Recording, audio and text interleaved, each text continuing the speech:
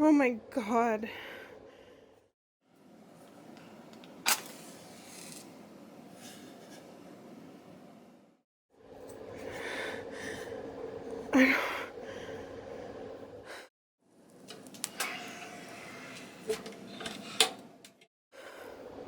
What did she do? This is...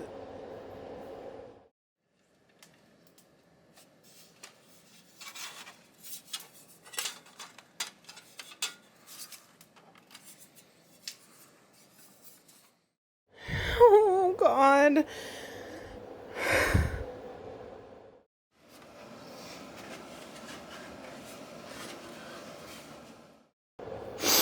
Mom, what did she do? She's having a seizure, Sawyer. That's not good. So we're finally getting a chance to sit down and start filming this video. We've been talking about filming it for a while. And it's been pretty crazy. We haven't had a lot of time. Like everybody, we're really busy. We're also teachers. It's with the pandemic and everything, but we moved into a new house also this last summer. And right after we moved into the house, we found out we were expecting number 3, a little baby boy. He'll be here in about a week. So that's been busy. And Dravet life has been busy the past couple of weeks too. We've been dealing with illness and seizures. So Yeah, and just how that impact we take for granted, those illnesses. But we're not here to talk about that. We're here to talk about the beginning of when we found out about everything, when our lives would change from expecting a second child to a child with Dravet. yeah, we kind of wanted to just go back and start at the beginning and document the journey so far. There's a few different reasons we wanted to do that, just so that we have, you know, the documentation. Also, there's a lot of people that really care deeply about Berkley and want to follow her journey. And one of my main motivations for making this video is that there's not a lot out there. No. Yeah, we were taken by surprise with Dravet and had to do a lot of research on all the variabilities. So, but we're going to go through all of that and our experiences in the beginning with Berkley. So Berkley, normal pregnancy, normal birth, nothing out of the ordinary. No. Actually, better than the first time around for me. I was doing a lot better postpartum. We were doing really well adjusting to being a family of 4. And then... Yeah, and she started having these little jerks with her arm. Remember, they were these jerks that happen, and we kind of thought, well, you know, that's a little odd. Yeah. Yeah, it's a little odd, but you're like, okay, well, babies sometimes do odd things like that. We mentioned it to her pediatrician, and they kind of were a little interested, but they thought, well, it's not that big of a deal. She referred us to see a neurologist, but she didn't seem too worried about it. The tremors is what they were kind of like, were mostly happening after she was done nursing. So I was thinking it was something that I was eating that was affecting her in some way. Right. So, and then they became more frequent. And then we had the big day. The big day where you guys were sitting in bed. I wasn't even there. No, I don't remember where you were. I think I was out back. I think it was in the backyard or something like that because I was at home. But you and the girls were in our bedroom. Yeah. And I have video because we were just being silly and filming.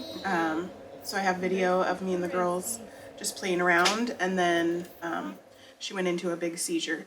And we had already been to the neurologist at this point, and they were just kind of watching and calling it seizure-like movements.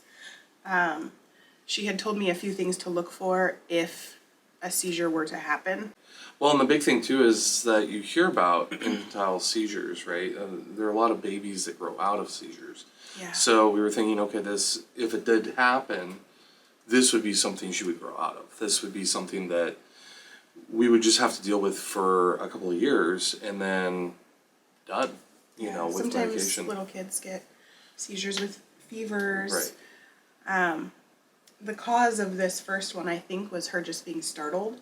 Yeah. She was playing with a toy, and her sister grabbed it from her, and she went into a seizure. Right. So paramedics are called. They took her to the hospital. You went with her, right? Yeah. I remember calling you, Yeah. and then, yeah, the rest is a little bit fuzzy, but I do remember riding in the ambulance with her up to the hospital. And at this point, she's how old? She's what, 4 months? Yeah. She's 4 months old. This was right after stuff started happening with COVID. We were right about the same exact time. right. So we are going through all this panic. We don't know what this is. We don't know if it's zombie apocalypse or just people overreacting to things. And we don't know what's happening with food supplies and toilet paper. All this weird stuff that happened with COVID. And then On top of that, we get hit with this. And we're in the hospital for, I remember you were in the hospital for actually more than just one day, right? It wasn't like being released. You were in there for a couple of days. Yeah, so the first hospital visit, they ended up keeping her for a couple of days, and they did like an MRI to check her brain and an EEG and all of that. And at first, the results were like inconclusive, and they again told us that it was probably something she would outgrow. It wasn't anything to worry too much about. But then it continued to get worse after that. So. Yeah. I just remember the first day, like, not knowing what was going on. And you were always left behind at home with Sawyer because she was 2 at the time. And it would always be me that would go up to the hospital.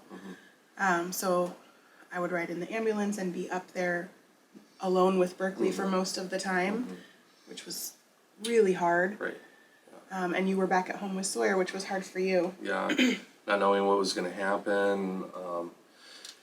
And lucky that we haven't had really a situation where you've had to figure out what to do with Sawyer when she's here. Well, a couple of times, yeah. Luckily, at that point, we lived really close to my mom, and a couple of times she did run over quickly, and then you were able to join us at the hospital for a little while. But we ended up, we're talking about these hospital visits, we ended up going to the hospital every couple of weeks with big seizures that wouldn't stop. Yeah. And at that point, it started to be, when I'm sitting up there alone with her, I'm researching on my phone, what is going on? This is not something that seems normal or something that she's going to outgrow. And so, and I remember you said, what if it's Dravet? Yeah.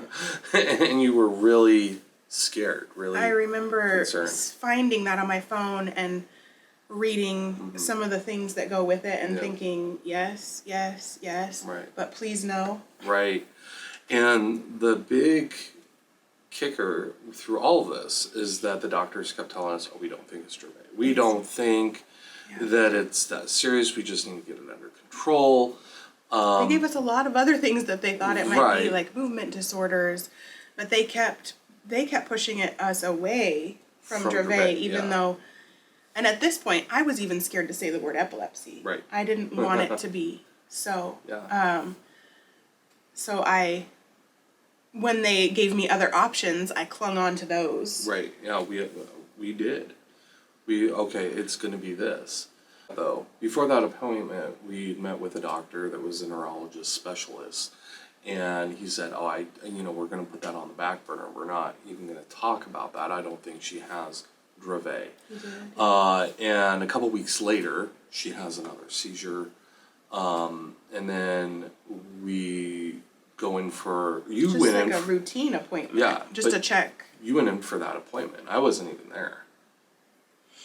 And the doctor just had mentioned, well, since she has Dravet.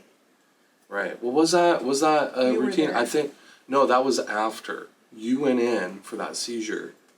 And the doctor doctor in the hospital, the hospital said, well, since she has, because she has Dravet, and it was like... We were just kind of blindsided by that, because it dropped. Everybody had been saying, no. There was no clear, you need to sit down, we need to talk about this. And the funny thing about that, too, and I still don't know why, it wasn't, let's sit down and figure out this plan.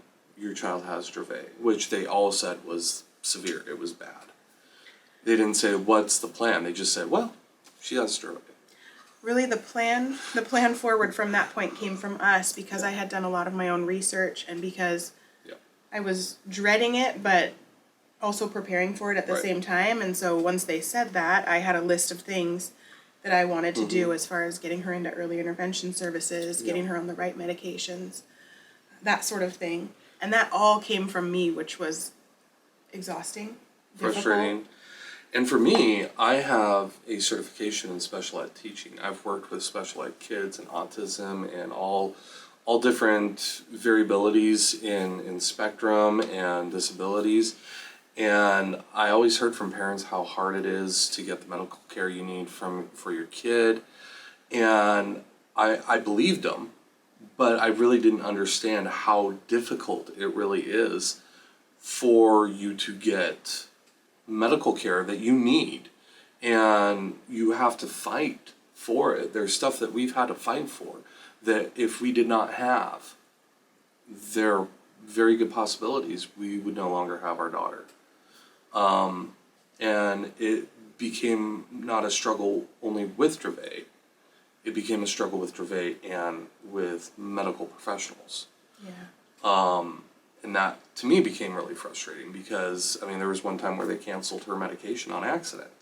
And we needed to refill emergency prescription. And they said, no, that was canceled. Yeah. There's been a lot of different things like that have happened.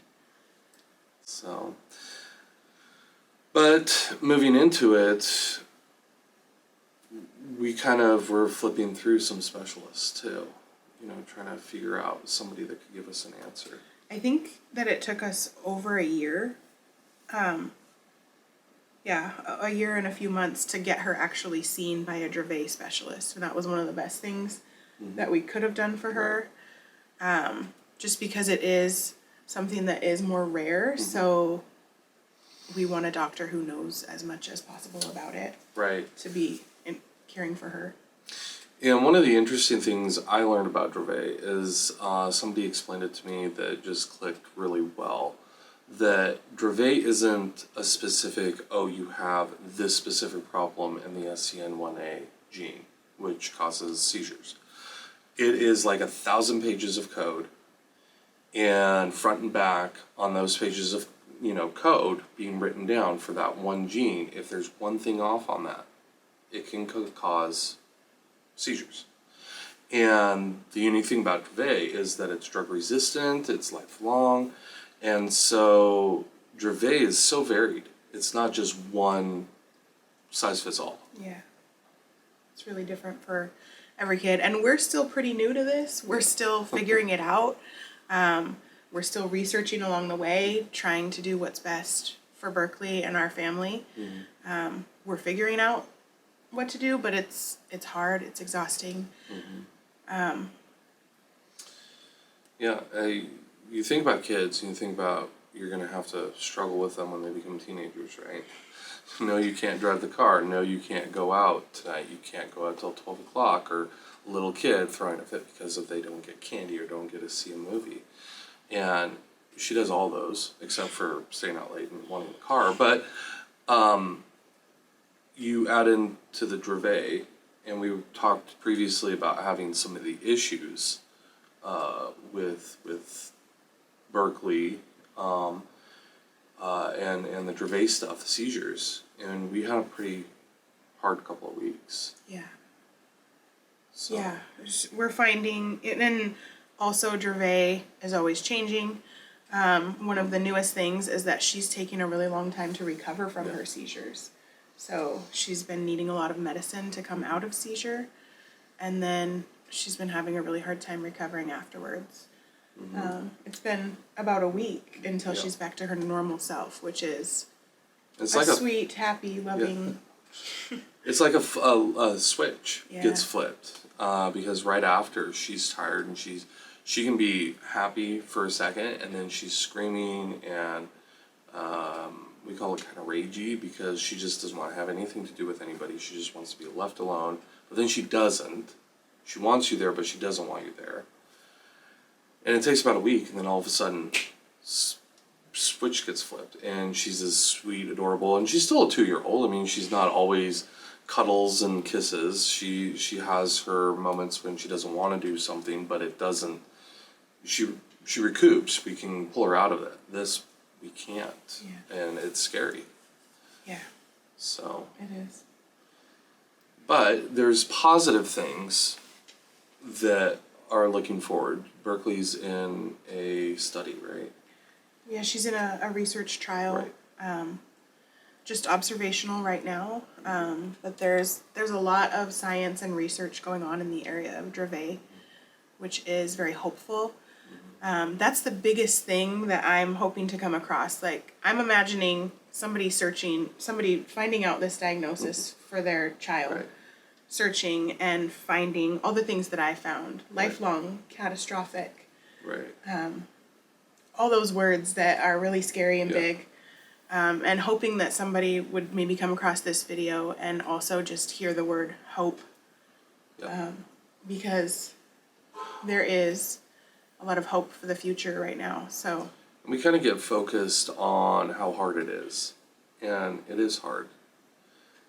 But there is hope. Medicine's continually getting better. When we found out Berkley was diagnosed, we were able to get her a medication that wasn't FDA approved. FDA approved. We've gotten medication that was just new, and it really has helped.